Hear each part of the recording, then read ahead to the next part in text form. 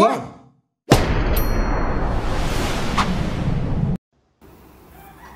hello to everyone. So, for today's video mga kanguso, i-share ko lang yung aking ginataang laing. Kung tawagin sa Bicol is natong, katnga. So, yan ang aking mga sangkap. So, ayan, let's start.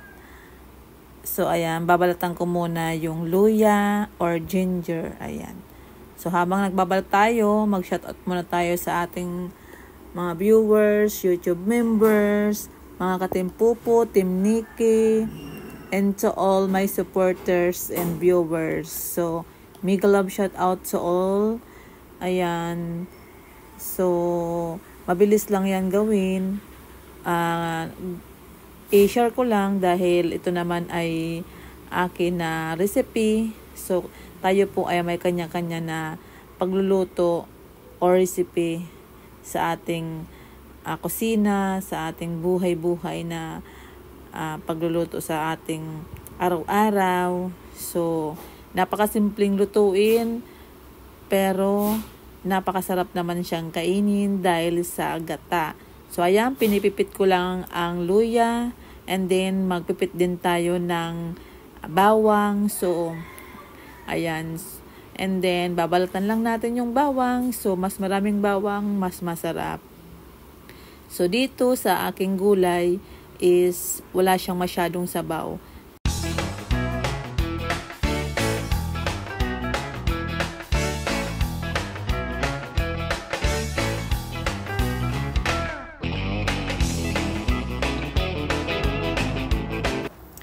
So, ayan na nga ang aking garlic. Ayan. So, next naman ay babalatan ko lang yung aking isang pirasong onion or sibuyas. Ayan. So, isang piraso ay tama na. So, pwede kayong gumamit ng large or kaya medium kung nagtitipid. Pwede naman na small. Ayan. Diyan sa ating sibuyas ay i-slice natin ng ganyan lang. Tama lang. Huwag naman yung masyadong pino. So, ayan na. After natin siya babalatan, ayan. So, isunod na natin ay yung ating mga tinapa. So, next na guys is yung tinapa. So, dito, mayroon akong 1/4 na tinapa. So, hinugasan ko muna siya bago natin tanggalan ng mga tinik. So, isinama ko dyan yung mga ulo ng tinapa. So, ngayon, dahil ayaw ko ng matinik, hinimay-himay ko siya at inalis ko yung parang liver ng fish, tinanggal ko dyan at hindi ko siya isinama dahil mapait yan sa ating gulay. So, ayan.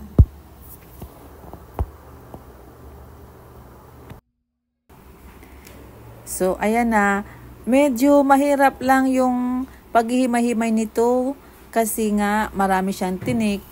Pero dried naman siya kaya madali siyang alisin. So, gusto ko talagang malinis, mawala yung tinik para pag kinain natin yung gulay, so walang tinik siya. So, gusto ko talagang malinis siya kaya hinimay-himay ko talaga siya ng maigi. So, ayan, itapon natin yung mga tinik at hindi natin siya isasama. Mas masarap na isama natin yung mga ulo ng fish. Ayan. So, mga ilang piraso lang ang ginamit ko dyan. Kasi yung binili ko is 1/4. So, pwedeng kung natitipid, pwedeng 2 piraso lang. O pwedeng isa lang. Mas malasa na rin yun. Pero, dahil hindi ko naman to ipagbebenta at kakainin lang namin na gulay. Ayan. So, dinamihan ko yung tinapa or yung sahog. Mas masarap din yung pork giniling ilagay dito or yan, malasa din yon, pero mas preferred ko talaga itong fish na galunggong na ito nga tinapa. So ayan, malapit ko na yan na matapos. So konting tiyaga din kapag naggagawa tayo ng gulay dahil nga kapag ganitong tinapa inihimay-himay natin, ganyan-ganyan. So, lilitan lang natin para mas kumalat yung mga yung mga tawag dito, yung lasa. Ayan. So tanggalin natin yung pinaka ano nila sa gilid para hindi yan maglasa dyan sa ating gulay. Ayan. So talagang malinis na malinis siya.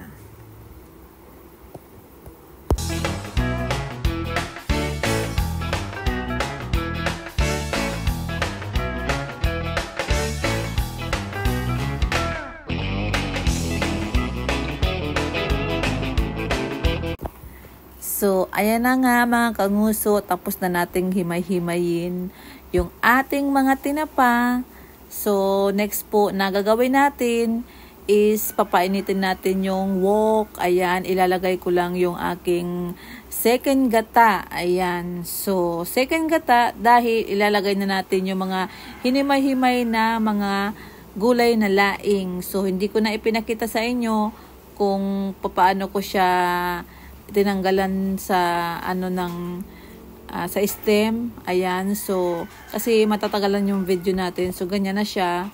Pagka himay-himay ko, ayan, iluto na natin sa second gata. So minsan yung iba pinapakulo muna yung gata bago nila ilagay, pero sa akin po ay ilagay ko muna yung second gata. Next na ilalagay ko naman is yung hinimay-himay ko na laing or gabi. And then, isusunod ko dyan yung mga hinimay-himay ko na tinapa. Ayan. So, diba? Kapag hinimay natin yung tinapa or yung dried fish, dadami siya. So, next, ilalagay na natin yung ating ginger or luya na mga pinipit. So, ganyan lang siya kalaki. So, ayan. And then, isusunod na natin dyan yung ating garlic. So, hindi ko siya masyadong dinurog. Pipit lang yung garlic. And then, after nyan, isusunod na natin na ilalagay yung ating mga sibuyas. So, ayan na nga yung ating mga sibuyas. So, ganyan lang siya. Ayaw ko ng maliliit, so ganyan lang siya kalaki. So enough na yan. And then so lalagyan natin ng pampalasa. Yung ang ginamit ko is yung iodized salt. Pwedeng gumamit ng rock salt. Ayan, so kung gusto nyo may seasoning, pwede rin kayong maglagay. Ayan, tatakpan natin at papakuluin natin ng mga ilang minuto. So, ayan na nga. So, habang kumukulo, i-check natin dahil baka natuyot na yung ating second gata. So, antayin natin yan na matuyot. So, akin, gusto ko tuyot. And then, after nyan, isusunod na natin na ilalagay yung ating first gata. So, dahil nga wala na siyang sabaw or yung nawala na yung natuyot na yung second gata, isusunod na natin na ilalagay o ipupour yung ating first gata. So, kailangan mayroon tayong first gata kasi siya yung magpapalasa sa ating gulay na laing. So, masarap siya pag may first gata.